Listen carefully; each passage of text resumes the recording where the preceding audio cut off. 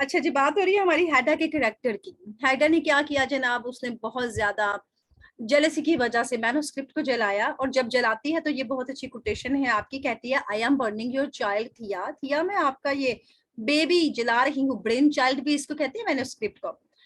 और ये चाइल्ड जो एलियट लवबर्ग ने तुम्हें दिया था, यानी एलियट लवबर्ग ने तुमने मिलकर जो किताब लिखी थी, मैं अब उसको जला रही हूँ। इसी मरहले पर हम देखते हैं हेडा जाहिर होती है हमारे सामने एक जालिम की हैसियत से और एक मॉन्स्टर की हैसियत से।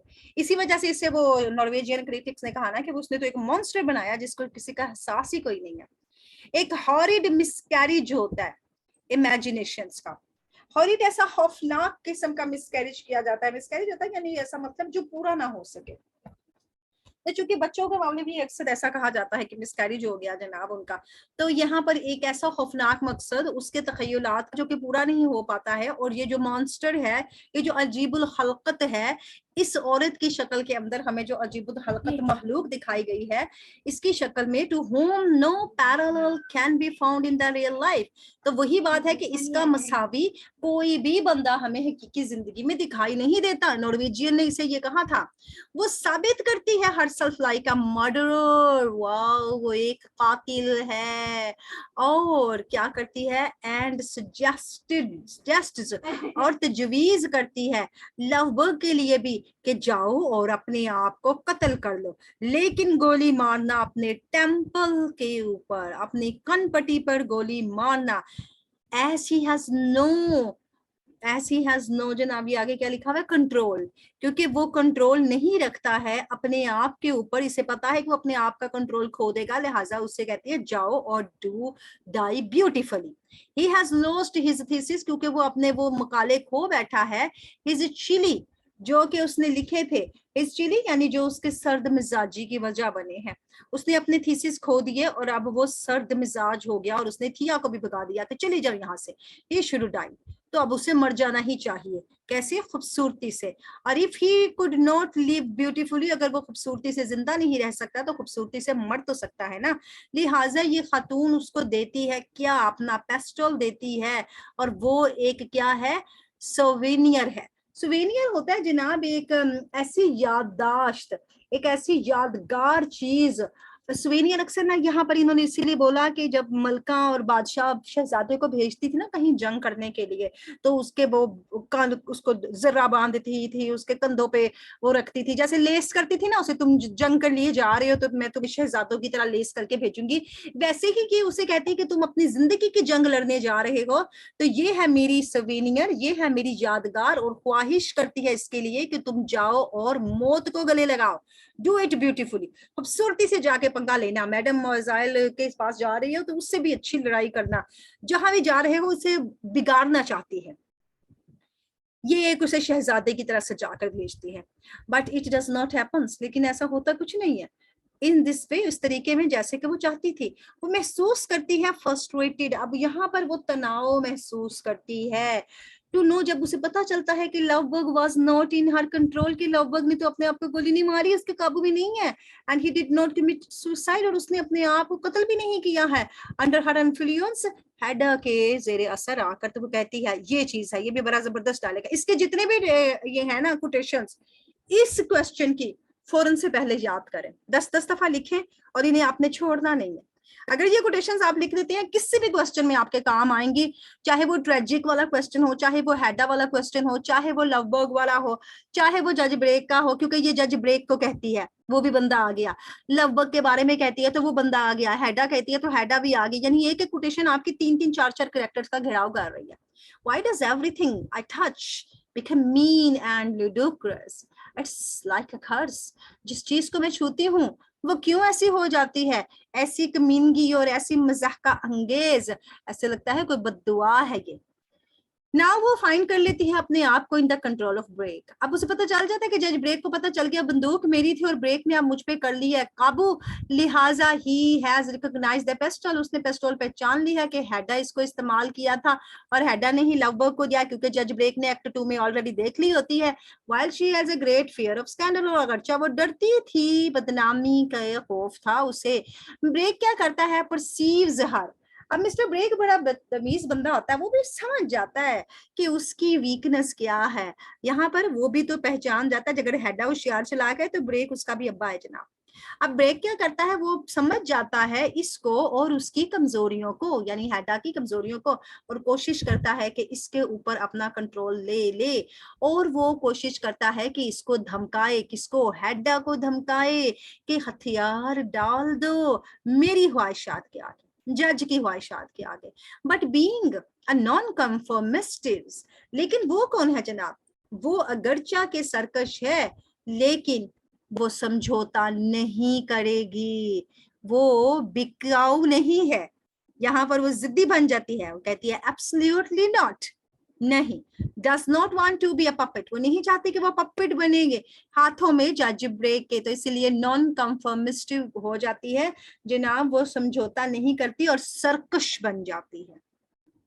आयडा कोशिश करती है कि वो अवॉइड करे कंपनी ब्रेक की। वो काफी दफा एक्ट 2 में ना आती है अपने शौहर के पास और जज ब्रेक के पास बैठना नहीं चाहती है, और टेस्टमैन के पास आती है और आके उसे कहती है कि क्या टेस्टमैन, she can do something for you, क्या मैं तुम्हारे लिए कुछ कर सकती हूँ, थिया से जो मदद ले रही हो तो मुझे बिठा लो, मैं तुम्हारे सफे सीधे कर देती हूँ। यहाँ पर वो मर चुका होता है लवबर्ग, थिया अपने पॉकेट में से, अपने पर्स में से वो सफे निकालती है, कहती है ये है वो सारे के सारे सफे, मैं ये सफे रखती थी अपने पास। तो वो टेस्टमैन कहता, लो जी मैं तो इस काम का पुराना माहिर हूँ, किताबों से तो मैं मवाद पहले ही चोरी किया करता था, रखो मेरे सामने, अभी तुम्हें बताता हूँ कौन सी लाइन किसके बाद सेट होती है। जज जज के साथ वो बैठी होती है और जज इसको कहता है कि अब तुम तो मसरूफ हो गई हो थिया के साथ, तो बीवी को कंपनी, कहता तुम तो हो ना इसे कंपनी।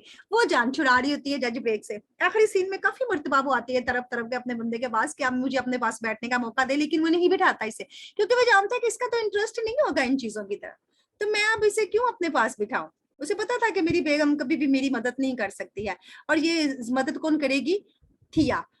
वो कहती है कि मैं अरेंज करवाऊं तुम्हारे साथ इस मैन्युस्क्रिप्ट्स को जो कि लवबर्ग का निकला है थिया के पर्स में से, लेकिन वो कहता है मुझे तुम्हारी कोई परवाह नहीं है, तुम नहीं हो ऐसी खातून जो कोई काम बना सके।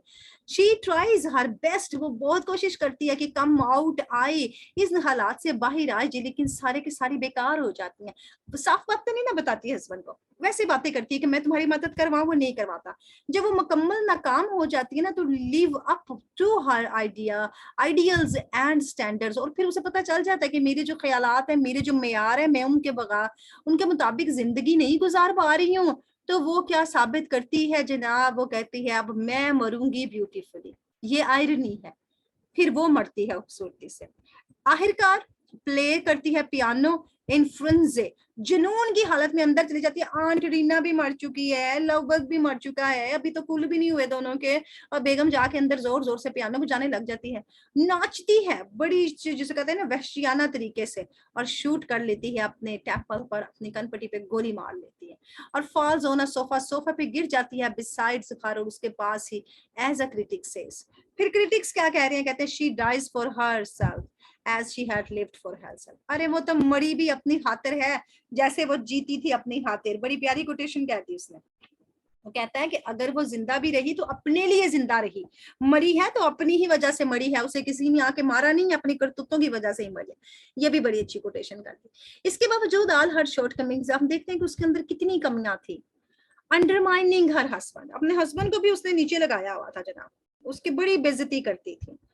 विद हर कोल्डनेस, अपने सर्द रवैये से। डिनाइंग हर प्रेगनेंसी, अपनी प्रेगनेंसी से भी इनकार करती है। डिस्ट्रॉइंग थियाज ऑल वर्क, थिया के सारे काम को जो उसने एलियट के साथ किया होता है तबाह कर देती है। बर्निंग करती है लवबर्ग के क्रिएटिव मैन्युस्क्रिप्ट्स को, उसके इतने प्यारे मैन्युस्क्रिप्ट को जला देती है। देखिए दोबारा चीज नहीं लिखी जाती, एक दफा आपने मैंने कोई चीज लिखी, हम दोबारा लिखने बैठेंगे कुछ और लिखा जाएगा, सेम वो नहीं हम लिख पाते। और आखिरकार कमिटेड सुसाइड करती है। ये सारे कारनामे सर अंजाम देने के बाद अपनी ही खड्डे में, अपने ही वो खोदे हुए गड्ढे में खुद ही गिर जाती है। सारी के सारे जो रीडर्स होते हैं ना, स्टिल सिंपैथाइजेस विद हर, फिर भी उसके साथ हमदर्दी रखते हैं। एज द प्रॉब्लम्स ऑफ हैडा ल्यूमिनेट्स, जैसे कि अगर हम देखें तो जनाब हैडा के मसाइल पर अगर रोशनी डालें, ल्यूमिनेट करें, तो the problem of a women, औरत के मसाइल दिखाए गए हैं जो कि माशरे में उसे बिल्ट बाय अ मैन की तरफ से पेश आती हैं। आदमियों की बनाई हुई सोसाइटी में जो औरत को मसले पेश आ रहे हैं वो दिखाए हैं।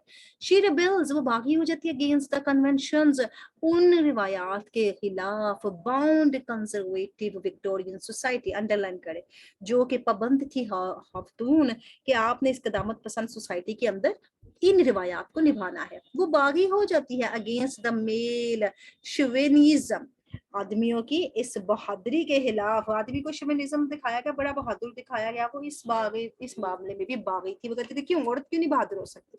शी फाइट्स अगेंस्ट सोसाइटी, माशरे के खिलाफ वो लड़ती है और ये चीज साबित करती है very limited role to the unique women like Hedda. Hedda जैसी एक अनोखी औरत का किरदार कितना महदूद है इस माशरे में। वो मुब्तला हो जाती है जनाब रूहानी तौर पर और यूज आर क्रिएटिव फोर्स, और अपनी क्रिएटिव फोर्स को इस्तेमाल कर देती है अपनी ही तबाही के लिए। लिहाजा क्रिटिक्स कहते हैं कि हेडा एक रिबेलियन है। ये बड़ी जबरदस्त कोटेशन है। मैं आपको बोला जितनी भी कोटेशन आ रही है ना, इन कोटेशन को याद कर ले। 19वीं सेंचुरी की एक बागी है। सोसाइटी का जो नजरिया था एक औरत के मामले में, इसके मामले में as being submissive and inoffensive. अब वो कौन थी जनाब? वो अतात गुजार जो बनाने की कोशिश कर रहे थे वो खतून को, उसकी वो कौन थी? वो बाकी थी, अतात गुजार नहीं थी। और वो इन्फोनिसिव इनऑफेंसिव थी, वो गैर जानिबदार थी, यानी न्यूट्रल थी वो। और वो खतून को नहीं कह सकते थे कि खतून न्यूट्रल हो, ना शोहर का साथ दे, ना बाप का साथ दे, ना सास का साथ दे, ना माँ का साथ दे। ताबेदारी ताबेदारी ताबेदारी, वैसा कोई जो उसके अंदर कॉन्सेप्ट नहीं था। वो इन तमाम कॉन्सेप्ट की बागी थी। लिहाजा हम अगर कंक्लूड कर लेते हैं तो हम कहते हैं कि करेक्टर जो हेडा का था ना, बड़ा ही हैरान कुन करेक्टर है और सबटाइल कंसेप्शन बताया गया है हमें, बिल्कुल ठीक ठाक किस्म का। और समझ से हमारी बाहर भी है ये नजरिया। सबटाइल कभी हमारी समझ से बाहर भी चला जाता है जो औरत का ये नजरिया दिखाया गया है। होल रेंज जो हमें ड्रामेटिक लिटरेचर में दिखाई गई, ड्रामेटिक लिटरेचर में आप जितने कैरेक्टर देखते हैं ना, आपको हेडन सब में एक वंडरफुल लेडी लगती है। और ये फीमेल हेमलेट है, अंडरलाइन करें, बड़ी प्यारी कोटेशन है आपकी। इसको कहा जाता है कि ये हमारी खातून हेमलेट है। हेमलेट भी बागी होते हैं ना। जब भी आपने क्वेश्चन उठाना है, इसमें इंट्रोडक्शन वो देखना है जो आपको एग्जामिनर ने क्वेश्चन दिया है, फिर उसके बाद आपने अपने पॉइंट उठाने हैं। इंटरेस्टिंग वुमेन है, स्नोबिश रिमार्क्स देती है, बाप की बेटी है, शौहर की बीवी नहीं है, मेलाजेस्टेड वुमेन है, बिगड़ी हुई खातून है, इरिटेटेड बाय प्रेगनेंसी, प्रेगनेंसी से बड़ी चिड़चिड़ी हो चुकी है, बर्निंग द मैन्युस्क्रिप्ट जलाती है, फियर ऑफ स्कैंडल भी है इसे, और मौत को गले लगा लेती है। यही हमारा जनाब कंक्लूजन निकला। हेडा का करेक्टर हमारा डन।